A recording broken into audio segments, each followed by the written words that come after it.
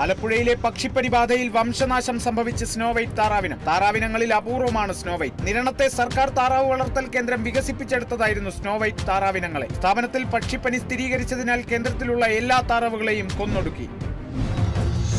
തിരുവനന്തപുരം കൊല്ലംകാവിൽ റോഡിലെ കുഴികൾ വാഹനയാത്രികർക്കും വഴിയാത്രക്കാർക്കും അപകട ഭീഷണി ഉയർത്തുന്നു. നിരവധി യാത്രക്കാർ റോഡിലെ കുഴിയിൽ വീണ് അപകടത്തിൽപ്പെടുന്നതും തുടർക്കഥയാണ്. ഉത്തരവാദിത്വം കരാർ കമ്പനിക്കാണെന്നാണ് പൊതുമരാമത്ത് വകുപ്പിന്റെ വാദം.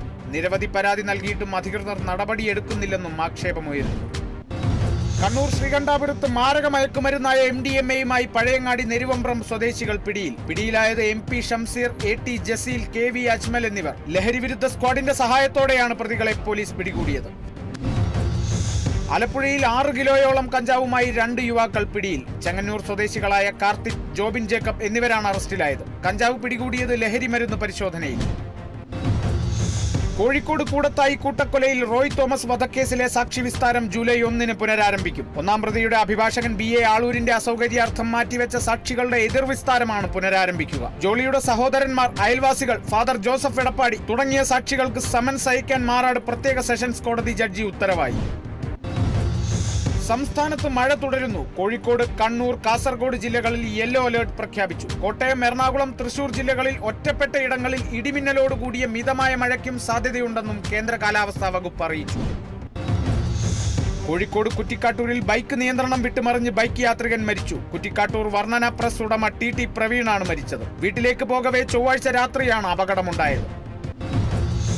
തിരുവനന്തപുരം നേമത്ത് ശശി തരൂരിന്റെ വിജയാഹ്ലാദ പ്രകടനത്തിനിടെ യൂത്ത് കോൺഗ്രസ് BJP പ്രവർത്തകർ തമ്മിൽ സംഘർഷം. ബൈക്ക് റാലിക്കിടെയുണ്ടായ സംഘർഷത്തിൽ 5 പേർക്ക് പരിക്കേറ്റു. പരാതിയിൽ ഇരുകൂട്ടർക്കുമെതിരെ കേസെടുത്തു പോലീസ്.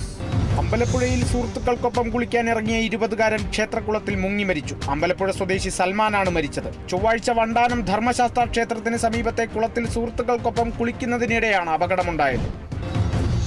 കണ്ണൂർ കൂത്തുപറമ്പിൽ കാറിടിച്ച് പരിക്കേറ്റ് ചികിത്സയിലായിരുന്ന 6 വയസ്സുകാരി മരിച്ചു. ചൊവ്വാഴ്ച വൈകുന്നേരം 5 മണിയോടെയായിരുന്നു അപകടം. കണ്ണൂരിലെ സ്വകാര്യ ആശുപത്രിയിൽ എത്തിച്ചെങ്കിലും ജീവൻ രക്ഷിക്കാനായില്ല. തൃശൂർ കാഞ്ഞാണി സംസ്ഥാന പാതയിൽ വാട്ടർ അതോറിറ്റിയുടെ പൈപ്പ് പൊട്ടി ജലം പാഴാവുന്നു. നാട്ടുകാർ അറിയിച്ചെങ്കിലും ഉദ്യോഗസ്ഥർ തിരിഞ്ഞു നോക്കിയില്ലെന്നാണ് ആക്ഷേപം. അരിമ്പൂർ പഞ്ചായത്തിലെ പല പ്രദേശങ്ങളിലും ഇത്തരത്തിൽ ജലം പാഴാകുന്നത് സ്ഥിരം കാഴ്ചയാണെന്നും നാട്ടുകാർ ആരോപിച്ചു. ആലപ്പുഴ ഹരിപ്പാടിൽ സ്കൂട്ടറിൽ സഞ്ചരിച്ച പെൺകുട്ടിയെ ഇടിച്ചു വീഴ്ത്തിയ ആഭരണങ്ങൾ കവർന്ന ദമ്പതികൾ പിടിയിൽ. കരുവാറ്റ കൊച്ചുകടത്തശ്ശേരിൽ പ്രജിത്ത്, ഭാര്യ രാജി എന്നിവരാണ് പിടിയിലായത്. ജോലി കഴിഞ്ഞ് സ്കൂട്ടറിൽ വീട്ടിലേക്ക് പോവുകയായിരുന്ന പെൺകുട്ടിയുടെ ആഭരണങ്ങളാണ് കവർന്നത്. ലോക പരിസ്ഥിതി ദിനത്തിൽ DYFI മേഖലാ കമ്മിറ്റിയുടെ നേതൃത്വത്തിൽ വൃക്ഷത്തൈ നട്ടു. തോട്ടുമുക്കം ഗവൺമെന്റ് UP സ്കൂളിൽ നടന്ന ചടങ്ങിൽ നീന്തിവാ മക്കളെ പദ്ധതിയുടെ ബ്രാൻഡ് അംബാസഡറും 1-ാം ക്ലാസ് വിദ്യാർത്ഥിനിയുമായ റന ഫാത്തിമ തൈ നട്ട് ഉദ്ഘാടനം ചെയ്തു.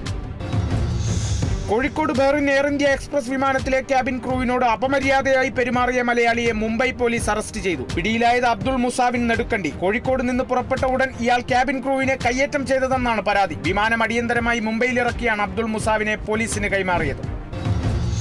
ഗാസ ബുറൈജി ക്യാമ്പിൽ വ്യോമാക്രമണം നടത്തി ഇസ്രായേൽ. വ്യോമാക്രമണത്തിലും ഷെല്ലാക്രമണത്തിലും 15 പേർ കൊല്ലപ്പെട്ടു. മധ്യതെക്കൻ ഗാസയിലെ അഭയാർത്ഥി ക്യാമ്പിൽ നടന്ന ആക്രമണത്തിൽ കൊല്ലപ്പെട്ടവരിൽ കുട്ടികളും സ്ത്രീകളും ഉൾപ്പെടുന്നു. ആക്രമണത്തിൽ നിരവധി സാധാരണക്കാർക്ക് പരിക്കേറ്റു.